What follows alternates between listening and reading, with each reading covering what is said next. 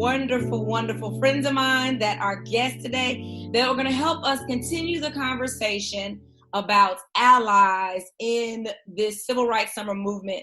First, I have Jennifer Arnold. Everybody say hey to Jennifer. Hey. And I also have a good friend, Byron Wratee. Hey, Byron. Hello, hello, hello. So as we get started, I'm going to let Jennifer and Byron each just share a little bit about themselves so you guys know who you're listening to. Take it away, Jennifer. All right. My name's Jennifer Arnold. I met Shari at Candler School of Theology. We're getting our MDivs together and graduated since then, still live in Atlanta and just trying to do some anti-racist allyship work in the everyday life, relationships, work, just how it goes. Thank you. Jennifer, since you're talking about that, can you describe a little bit about the workshop that you facilitated, the name of the group that sponsored it when we did that at Emory? Yeah, so what happened, were you in the Candler Advantage group, Shari? Yes. Okay, so yeah, that's what I thought. When Shari and I did internships over the summer, and at the end of the internship, we were asked to come back and present to all of our fellow classmates who had internships, and I had done mine doing some anti-racist organizing in Pittsburgh with, at the time, the woman, she worked with the People's Institute for Survival and Beyond, and another great organization called Yoga Roots on Location, which is having some super awesome, just like, this is a shameless plug, sessions that you should look up once a month, August through, there's 4 August, September, October, November. Felicia Lane Savage, like, just the most amazing woman. I won't take up the time talking about that, but I worked with them and came back for the summer and did a presentation that grew into a larger presentation that I did for the whole of Candler. I did 2 of them called Exploring Whiteness at Candler, and we looked at how white supremacy culture plays out at Candler, like worship of the written word, sense of urgency, fear of open conflict, and encouraged dialogue between different students, and helped then take those into some movements that were already happening for like a diversity audit and anti-racism training to happen at Candler. Awesome, thank you. And I was really excited to be a part of some of that work. Jennifer, thank you for all that you do. Byron, tell everybody a little bit about yourself. Hi, I'm Byron. I also met Shari from Candler. I'm a former lawyer turned soldier turned theologian, all in that order. But I also was a political activist for some time. I worked on behalf of the DNC and a number of other more progressive organizations when I lived in D.C. Now I live in Boston. Massachusetts, where I am a Ph.D. student at Boston College in systematic theology. And I do a lot around political theology. That's my main thing, and a little bit of mysticism, mystical theology around the work of Howard Thurman, who was the political and mystical powerhouse behind the nonviolent movement that occurred during the 1960s. And I also do a lot of critical race studies. I've been doing critical race studies since law school, and it's carried through all of my work. So, yeah, and I guess that critical race studies is just it actually comes out of the law, but it's been applied in larger fields. But you take a look at you think about race as a real social reality, something that's for real, and look at it critically and just try to see how it operates in the larger system, the larger world, and in the law on a particular case by case basis, like what's happening in this case. And I do that in the theology too. How are we using the way we think about theology and the way we think about God, and how do our understandings about race actually, shape our understandings of God and each other. Awesome. So listen, listeners, we are woke and we are ready. So they said all that to say they're smart, they are deep, they are dope, and they are about this movement. So let's talk about it. They were actually my last 2 Facebook Live guests. And so when we talk about prayer and Prozac, as you know, we're trying to figure out how prayer and how we cope maps onto everything that's happening. So y'all, let's talk about it. What has brought us here? Jennifer and I started a conversation about allies.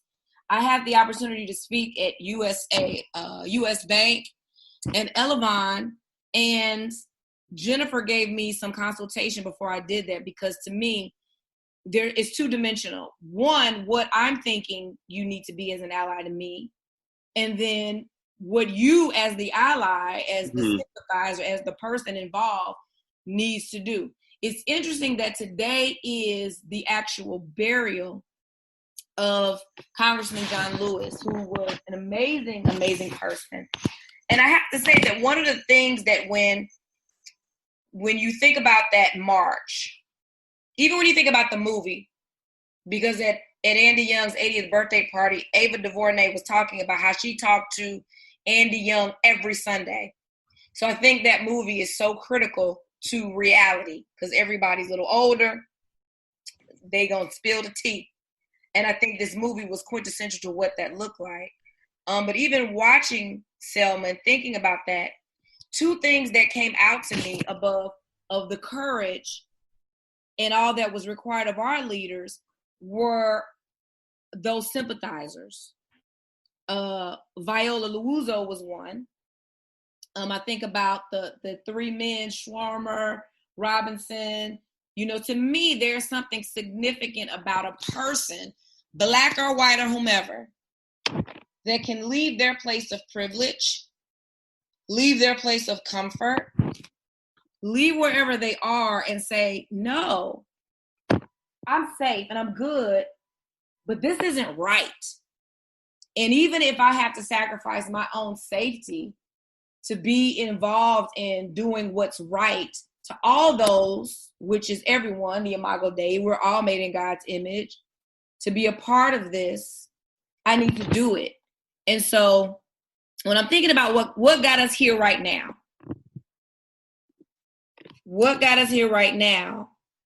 we have Ahmaud Arbery, we have Breonna Taylor, we have George Floyd,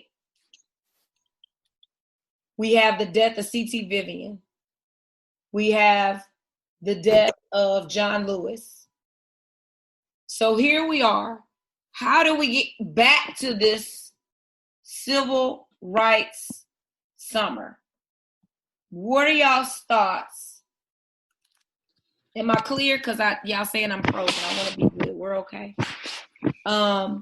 What has gotten us back to Black Lives Matter and being full throttle, in your face activism? Because I feel like we got a little quiet. Is it just that there were deaths? Y'all hear me? So the question is, how did this moment happen? Yes, again. I mean, I think it's been building for a while, you know. I think more recently building for a while. And also I think the way we look at our history, or we've been taught our history, is so much like from just a white oppressor culture that people have been fighting back forever. It's not like a new thing. Like, this is just the next step in Black folks, and now hopefully more allies joining in. True. Working for justice that's been denied for so long. So like, even when people were in slavery, they were finding ways to resist, and like every generation there have been people resisting. Got you. So to your point, Jennifer, every generation, there's probably going to be something that moves us closer to equity. Yeah. Or, I mean, I don't know. I think things go out. The powers that be, like the big systems, make a difference. But every generation, there are people working for justice, you know? And I think what's different now is we have such a large contingency of people, and you can't ignore it. why do you think we have such a large contingency now than before? Do you think it's just social media? I mean, I think that helps. I think I think the social media puts it, like the videos, right? People are seeing the police violence that's been happening forever. I think there's, at least in certain circles,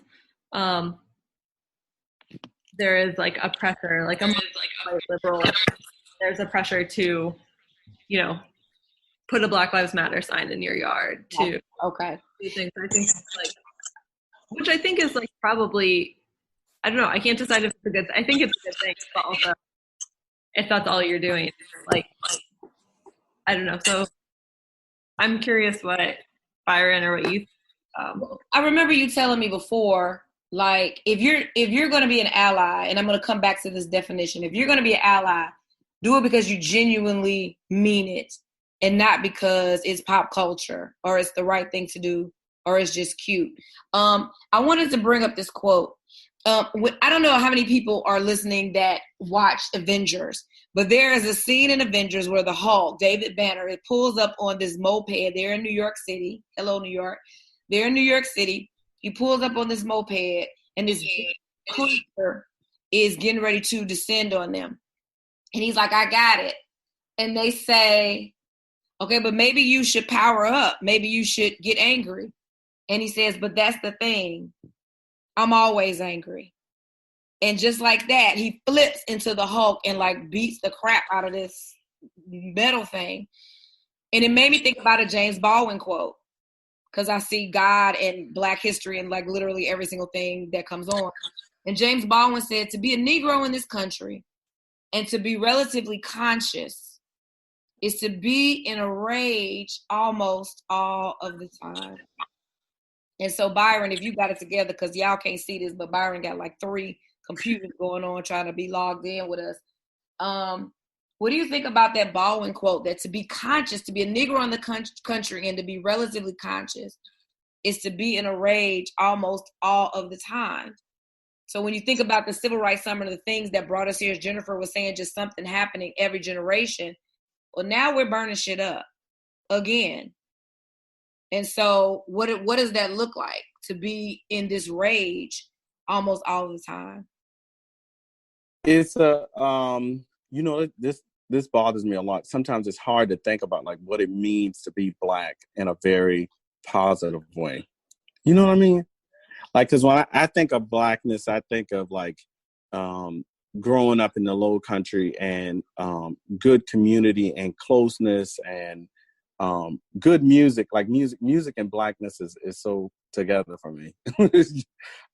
Music and soul music at that, like music that does good to the soul. But if we're honest, what it means to be Black in America is to be enraged. And it's because of how pervasive, how systemic, how much racism is the air we breathe. And for us who breathe it on a day-to-day basis, or who are choked by it, to be honest, to the point that we can't breathe, you can't help but be enraged. You can't help. So Baldwin is absolutely correct. I think it's about being Black in America.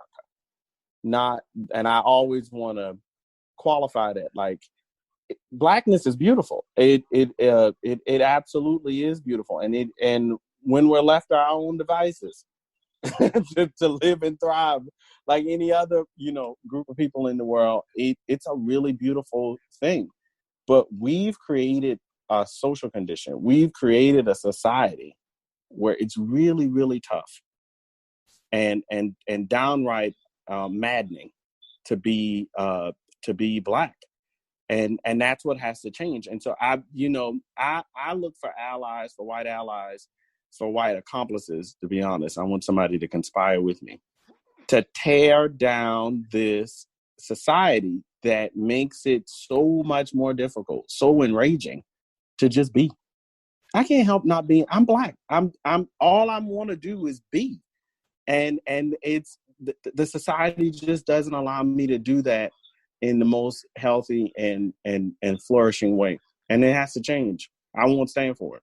That's why I love my people. I love the ancestors. They said, before I be a slave, before I be a slave, I'll be buried in my grave and go home to my Lord and be free. And I'm gonna to be Black is to be free. To be, and it's to resist it. I'm gonna be free somewhere. And so, to your point about allies and accomplices, Jennifer, me and you have talked about the definition of ally.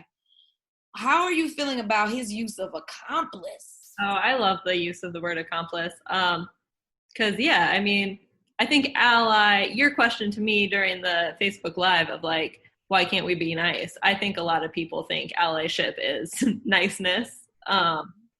And accomplice really takes that systemic view that Byron was talking about it's in the air we breathe. It's in every system, whether you're looking at the law system, whether you're looking at the education system where I work, it doesn't matter where you are, housing, like racism is imbued in that system. And so accomplice means like, I'm not just gonna be nice and I'm not just gonna, like vote allies hopefully aren't voting just for their own interests. They're voting for all of our interests, but like accomplice takes it a step further. And I think there's also, I love accomplice because it's like very relational, right? Like you can't be an accomplice on your own. You can't, I think there's also this idea of ally, like I get to decide that I'm an ally. You don't get that with accomplice, right? Like I think the word accomplice fits what ally was trying to do when the word came out. Like you don't get to decide for yourself. You don't get to like declare yourself the good white person in your group. Like you are in relationship with people and because you're in relationship, you know people's needs and you know what the systems are that are like keeping them down and that are lifting you up. And then you work together to try and tear that thing apart. My mentor, Amanda, talked about tunneling. Like, I want to bring in a little piece of the law because I used to be a lawyer. So, normally when we think about accomplices, it's the guy in the getaway car. Mm-hmm. The actual perpetrator is the dude in the store holding up the clerk. So this language has criminality behind it because that's how the people who are constructing and maintaining a racist society see our freedom work. It's criminal. It's absolutely criminal. You're trying to tear down law and order. You're trying to tear down the thing. And really what we're doing, you can keep thinking about it so that's the danger of it. This is what it scares most white people. They don't realize that what we're doing is a cross. It's actually just dangerous work. It's good trouble. To quote John Lewis, this is really, really good trouble. We're getting in trouble. And I'm going to lead it. You got to back up. You are not the perp. You're the accomplice. I'm leading because I know the system. I know everything that's going on. I know how we're going to get through it. I'm going to lead. You're going to help and have the getaway car. And that's hard for sometimes for our white allies. They join and then immediately it's like, well, I know what's best for you. No, you don't. You've been you don't. I know what my freedom looks like. I know what it feels like. And I just want you to be an accomplice with me to help me achieve that. And in doing so, we free ourselves. Another great guy that died a couple of years ago, a couple of months ago, is Reverend Lowry, who preached for years, a United Methodist pastor who preached for years and was considered the dean of the Southern Christian Leadership Conference. And Mark Lowry preached a beautiful sermon at Cascade United Methodist Church years ago after he received the Presidential Medal of Freedom, where he talked about this encounter he had with this white woman at a counter in when they were desegregating the counter in Nashville. And she couldn't help, she wanted to serve him for all, during the campaign, but she couldn't because she was a single mother and she had kids and she was going to lose her job and everything else. And after it was all over, after the desegregation occurred, she came in and she offered to buy Reverend Lowry's meal for him and was just like, I'm a Christian and and I wanted to serve you, and I went home every day and I asked God to forgive me, but I didn't know what to do. And he talked later on, he cried. He was like, we freed her. We freed her to be a better person, to be a Christian. So I'm always saying this, like, come along for the ride. Like, it's not just my freedom. You're going to be free to be a good person, to be free. No one's free in a racist system. No one. And I think once we get there, this won't be the work of just Black people. It'll be everybody's work. We're all benefiting from the destruction of these systems that just keep us, bound by silliness, the color of skin and all kind of other things that just don't really matter as much as who we are in our character and our being. That's king all the way. That's good. And I'm gonna circle back to something Jennifer said to me when I was prepping for my talk with you as Megan. And Jennifer, I want you to jump back in with what you were going to say about your mentor. What Byron said was critical, is that in doing so, you're freeing other people to be better Christians, better people. And you had mentioned that before, that this is going to impact you. Yeah. Whether or not you think so, you're involved. I think that was like my biggest learning that summer when I came back and did the presentation. Shari was like, this is work I'm doing for myself, and not because I think so much of like white folks is like, we need to help other people, like this kind of like paternalistic, but like being on the journey like helps me. And I think, Byron, I love what you were saying about like the freedom piece, because this is not what my mentor said. I can come back to that, but it just reminded me this time when I was in Pittsburgh that summer doing my internship, I was on this bus, taking a bus home, and this old white lady, the bus driver was an older Black man, and there was this older white lady they were probably about the same age, both had gray hair, and I was watching her because she had her hand up to pull the stop, but she didn't pull it. So I was just like, is she going to pull it? Isn't she? I was sitting behind her, I was watching her. And she pulls it like right before the bus driver gets to the stop. So he didn't have time to stop. So he goes like a block further and opens the door for a lady. And she would have had to walk uphill this block back. And she's like, you didn't open the door for me. She starts like yelling at this man and starts calling him like boy, and like demands that he like turn the bus around for her. And I was, especially when she started like young man boying this like man who is like literally the same age as her. I was like sitting there, I was like, I need to do something, right? Like I can't let her talk to this man like that. Like this is crazy. And like she's not gonna back down. Like he was very polite, he was very calm, but like she just like was getting more and more and more elevated. And so eventually I was like, my soul, like if I just sit here and watch this, right, which is like all the things, like it's not just about the man on the bus, but this is about like take any system, take any situation, right? Like my soul is dying sitting here watching this thing happen and like watching someone be humiliated, and I can't sit on this bus and not say something, because then I lose a part of myself. I am not free if I sit here. And so like I got up and I like went up to that lady and was like, excuse me, ma'am, like you can't call him. Yes. Go, Jennifer. And she's like, you're calling me racist? I was like, well, I did not say that, but I did. A hit dog. Like, I'm just saying that there is a historical context for the language with which you are speaking to him, and it is not appropriate. And like, you need, like, he kept driving the bus, and she rode the bus all the way down like a mile away from her house. And then I confronted her, and she eventually got off the bus. But I realized like, afterwards, I felt real gross, because I felt like I went to Target, I got off the bus, went to Target, and I was like looking at all of the Black people in Target, and and I was like, why are they not thanking me? Why? I was like feeling some kind of bitterness in my soul, because I was like, I did this thing and this lady. Wow. And I realized, like, it took me a few hours until I realized, like, I still, like, even though I sat there, it took me a while to realize I did that for myself. And when I didn't know that I did it for myself and I thought I did it for someone else, it made me angry. It made me like you don't know that you're like, you got to do it for yourself, and you got to know you're doing it for yourself. Jennifer, that is good. Byron, that is good. You're like, when I did it, and I'm going to go back to ally and accomplice, as an ally. So first of all, you're like, I could not sit there and do this. That's number one. Just as a human, this is inappropriate. I need to say something. But I love the unpacking afterward, because the ally could say, Black people should be thanking me for what I should be getting praise for what I did.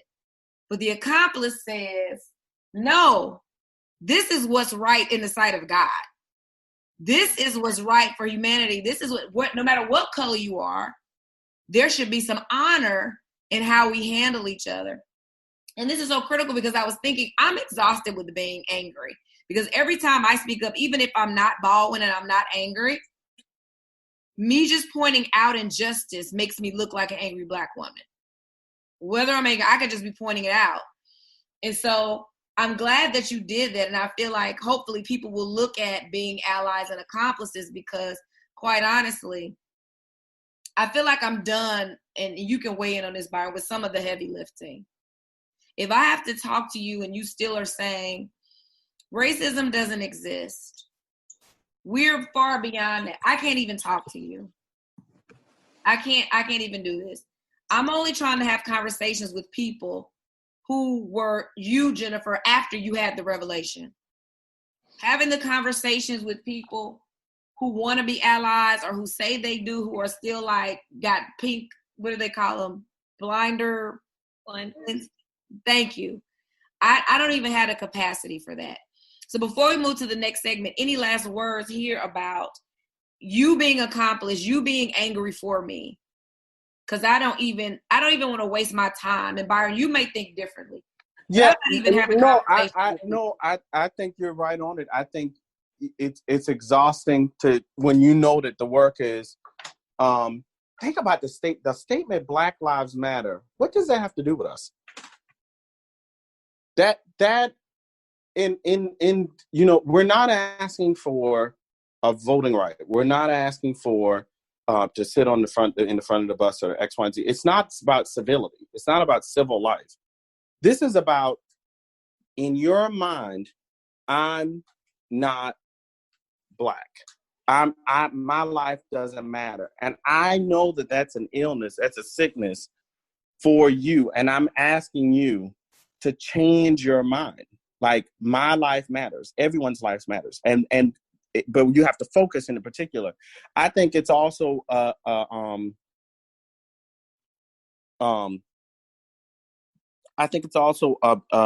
situation for Black people also to become accomplices in other freedom struggles. So, it's that's good. Say more there for sure.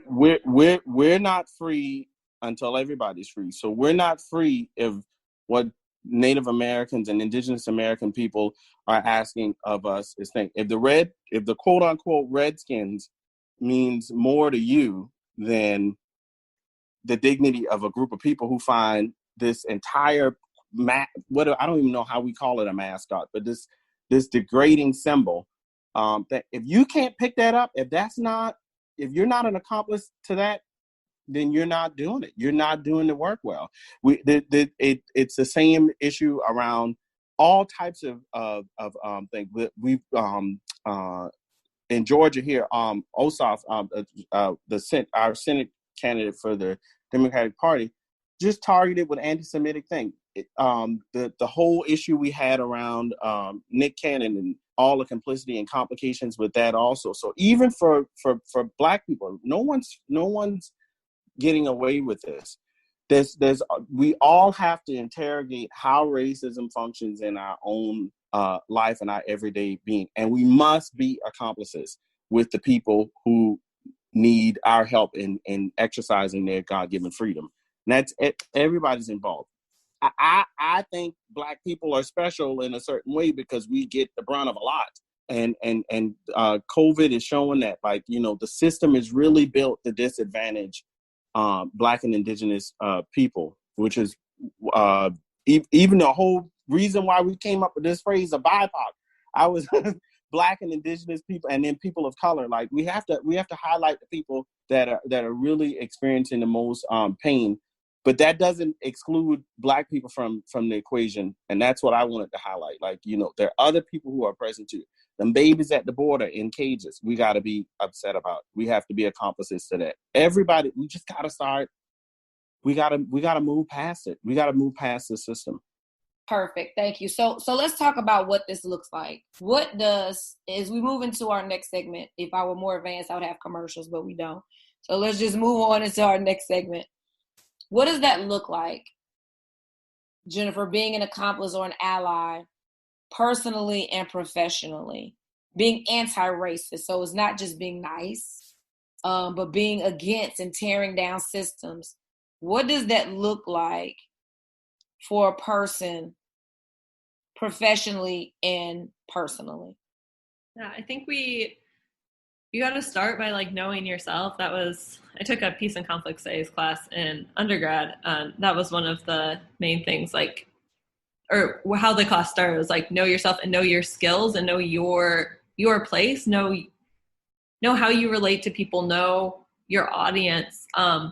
Because like Byron, I have so much admiration for you, having been a lawyer and a soldier. Like those are two things. Like I grew up Mennonite, like we're like peaceful. Like I get told I'm the nicest person ever, which sometimes is a problem, but like I can talk to people. Like I am very personable, right? So I can talk to like a lot of people and I can build really deep relationships with people. So like a lot of my work that like gives me life and not just what I think I should do. Because there's a difference between like what we think we should do as allies or accomplices and like what we're actually doing to tear down systems that also gives us life.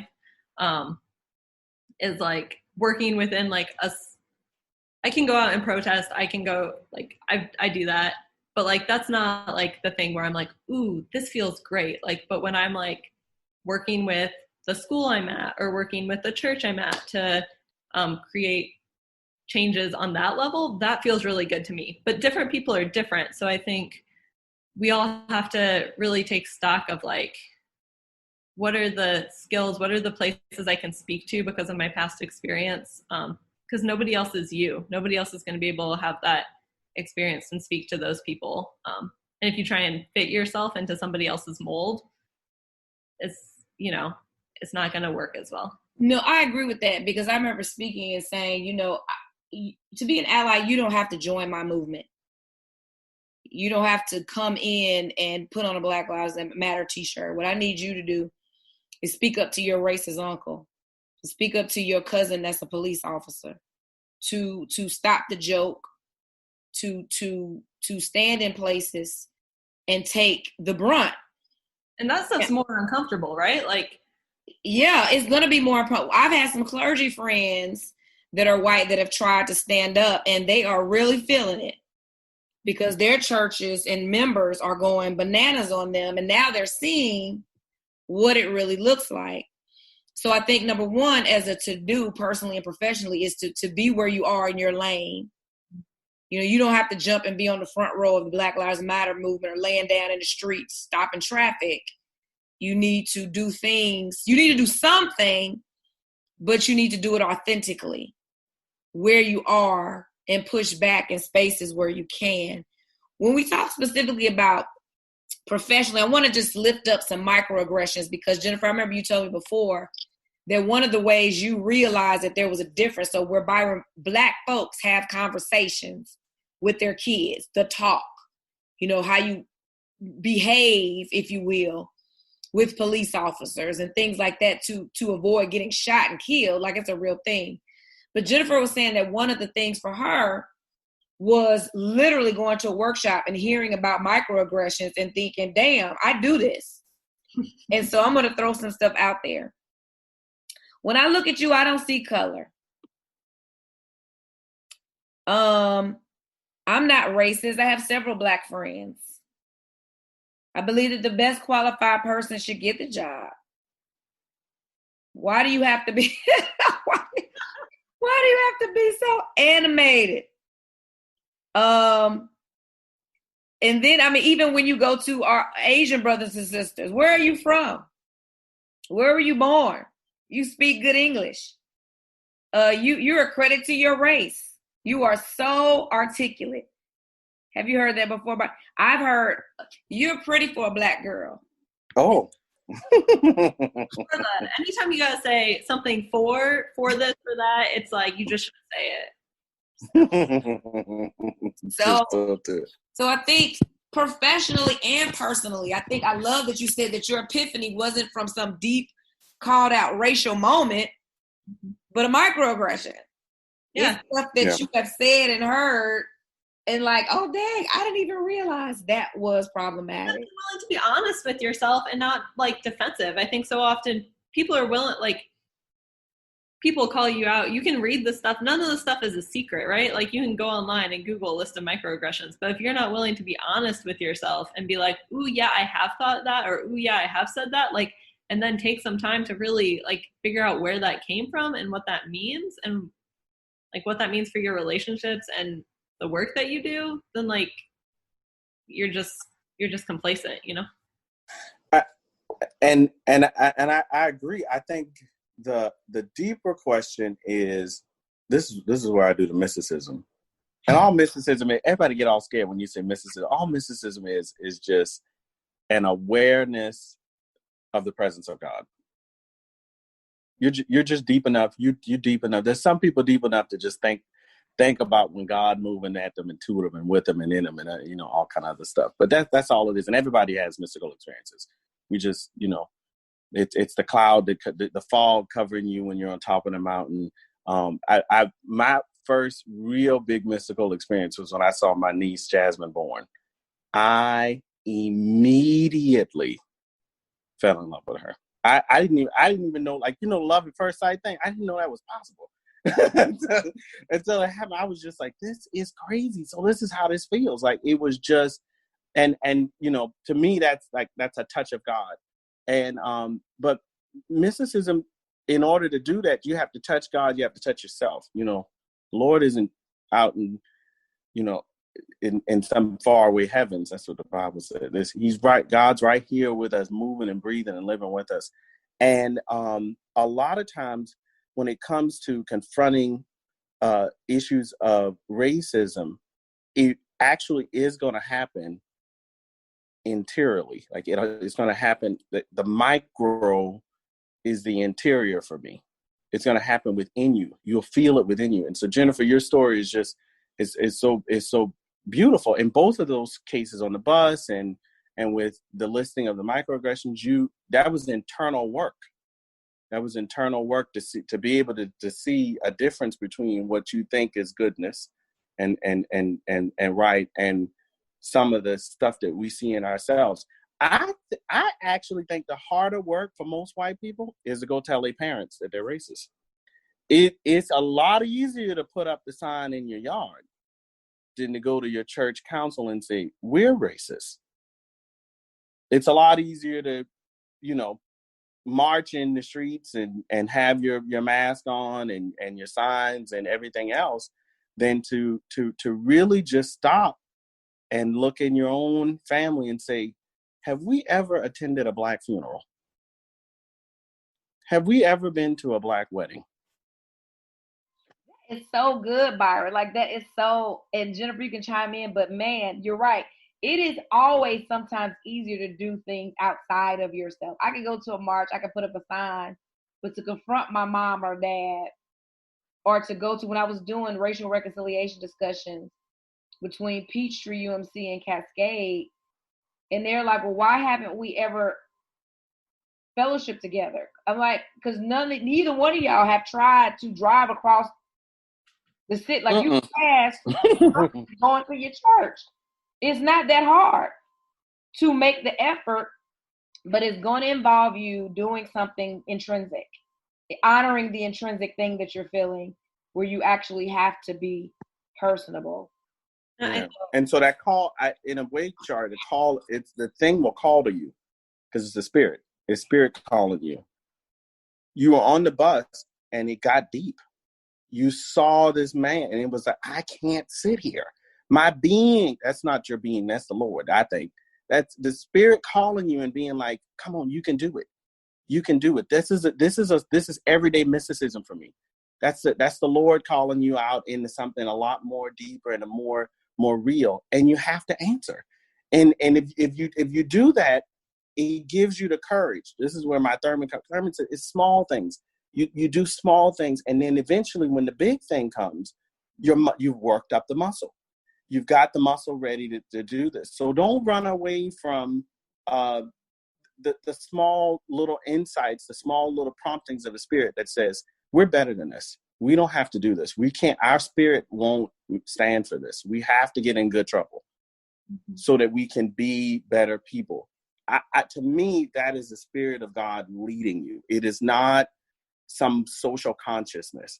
It's the Spirit within you forming your own conscience to do something bigger and better and more holier than you even had the imagination to dream of.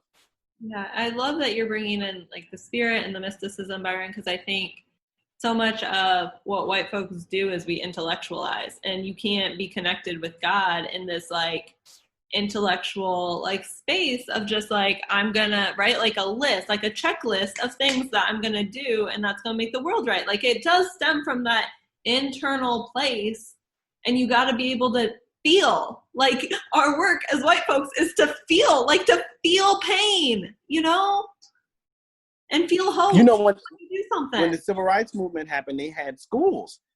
They would teach them. They'd come before they started to go out and march and stuff. They'd sit in churches and get in a frenzy, saying themselves in the Spirit. This is spirit work.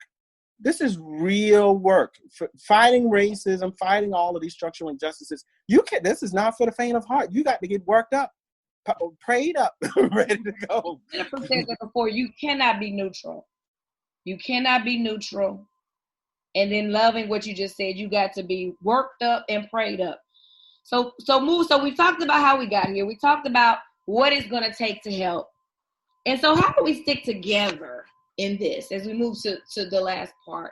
How do we stick together in this? And I mentioned this to Jennifer beforehand so she wouldn't be bombarded with this. Because I'm going to tell you, as a Black female, sometimes we have felt, well, I think all Black people have felt hoodwinked. And I know, Jennifer, you can't speak on behalf of the whole white race. But when I think about and I know everybody wasn't for Hillary, right?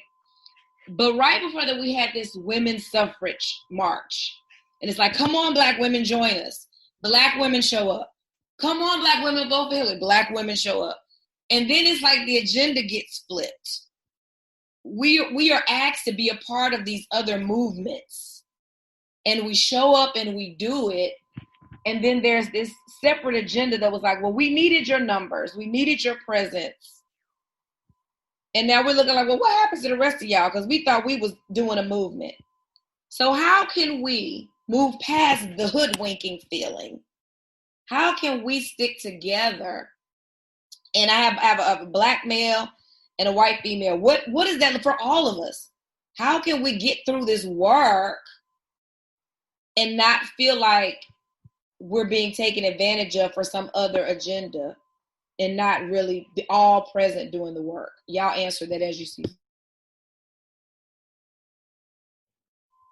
I mean, I can go first unless you want to say something, Byron. You can jump in whenever. I think like relationships, I just always come back to relationships, and I realize like how many people don't, not that relation, it's like everything is so layered, right? Like you gotta we're working to change big systems out here, but like you also gotta change it in the little minute details. Like Byron was saying, like how many Black funerals, how many Black weddings, like when you have a party, who are you inviting to your party? And how are you like putting yourself in spaces to hear different stories? Even if you live in, I don't know, I hear people say like, well, I grew up in XYZ small town and there were no Black folks there. So like racism wasn't a problem. Well, like you got the internet now. Like you can find and talk to whoever you want, and you can read whatever news source you want. So like, wow, go to the root, read the root, like change your Facebook feed. Like, I don't know, like do something so that when you meet people, it's not like a shock. Like, I don't know. And then like solidarity is such an overused word, but like we're in this together. We're all getting free or we're not.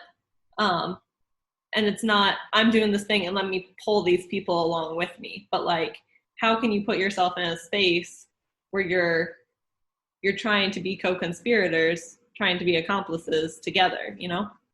Yeah. I was actually telling a group of people I was working with a union here in Boston, and we were talking about the union work, and I was like, what is union work? It's not just a contract. It's not just protesting for the sake of protesting. Union work is, I make $12 an hour and I can barely feed my 4 kids. And if I just had $3 more, I could breathe. It's real issues. Like it's my daughter needs new braces and it's not covered by our health insurance. And so you go. A lot of times when we're not in relationship with people, when we don't know the story behind the ask, it's very easy for us to think that what we're doing is good work and that what we're doing is meaningful work for the people that we're in relationship with, when in actuality, it's just half of the agenda. It's not even the full agenda. The full agenda is the flourishing of human beings. The full agenda is for us to just be in relationship with one another in a way where I'm not minimized, you're not minimized, no one's decreasing in order for the other one to increase. None of us are Jesus. John the Baptist. We're all in this for equal playing fields, for equal things. You can't do that unless you know why the person has shown up, Shari, to the march. And a lot of times those organizers, you get there and they just want your presence and they don't want your story. They don't want your testimony. They don't want your struggle. You have to love the struggle. You have to love the folk. You have to love the struggle regardless, in order for this to really be more than just hoodwinking people. And that the people that are inviting us sometimes, or saying that they're allies, or they really don't have the whole story. They don't really want to hear it. They just want to move forward with their own policy or their own agenda. And it's to me, it's using people. It's instrumentalizing a struggle, instrumentalizing people in the cause. So then, do you think that people should just do their own groups, whatever testimony, whatever story? Like, we don't have to have one solid thing. No, I think this movement requires, this is a human rights movement. Black Lives Matter is not about Black people alone. This is a human rights movement. As Anna Julia Cooper said, about Black women in particular, wherever I enter, all of humanity enters with me. When you think about the least among you, when you're in solidarity with them, everyone out another good Black woman that is beautiful, Angela Davis, spoke about this. She said, we don't need some laissez-faire bourgeoisie white feminism. We need a Black, trans, disabled you go least common denominator. Who's at the bottom of the bottom of the bottom? If that person can do it. And Dr. Davis said this about Hillary's campaign. It was like, she's breaking the glass ceiling. Well, look how close you have to be to the top to break the ceiling. We should not be mourning. I was sad as all get out when Senator Clinton didn't, Secretary Clinton didn't win. But she okay. She's still living in New York in a big house. And the thing, she's privileged in so many ways that Breonna is not. We're still demanding this woman to get justice. We're still demanding justice for her, and the Attorney General of Kentucky won't do it. That's the real work. That's real feminism. When you can hear their stories and make it your own, or become a part of it, become an accomplice in it. And I think we're just afraid to do that. I think we're so, individualistic, so consumed with ourselves. It's hard to make other people's story our own story. For me as a Christian, this is easy when you think about Jesus. I have never met that brown Jewish boy from Galilee. I've never met him. But every Sunday I go in church and I think about his story. I think about his poor mother watching him sitting on a cross and dying. I think about his friends hiding in fear. I think about the women who had the courage to sit under the cross and listen for every word. They remembered all the words he was saying on his dying bed. I think about Jesus, and his story is my story. We've made the story of Jesus Christ the story of the whole church and baptize ourselves in. And we have to do that with other people if we're going to change this system. We've got to make everybody's story so close to us, so intimate to us, that it's just like it's Jesus' story. Woo, wow, that was awesome. Like, I feel like my last question was about how we cope. What is the prayer here? What is the Prozac here? But I think you answered it, Byron. I think that is how we cope. To remember to pray, of course, because it is spiritual work, fighting racism, being anti-racist, being an ally, being an accomplice. So your very basic levels, we got to pray. You got some knee work to do. But I think the Prozac is what you said, to own the narratives of the people. And as Jennifer said, to build the relationships with the people. And then take it back to the least of these and put ourselves in those spaces and places that make it a real tangible thing. This work of freedom is a collective. Wow, that's it. Yeah, I'm done. I'm done for the day. Between y'all and this funeral, I can't do no more. I'm ready. We can march, we can chill, whatever we do for the rest of the day. I'm good. Wow. Byron, Wratee, Jennifer, Arnold, two scholars, teachers, leaders, friends, people, men and women of God, allies, accomplices, theologians. Any parting words? I want to thank y'all truly for a beautiful, beautiful segment.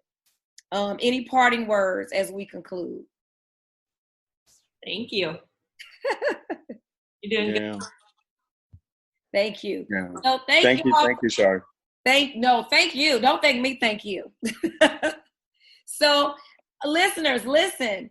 You can find us on Apple, Spreaker, Spotify, Google. We are here.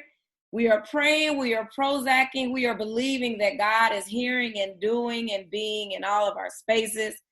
I ask for blessings and covering over my guests. Remember to tune in, like, love, share, follow me, ShariPonder.com, Shari Ponder on all social platforms.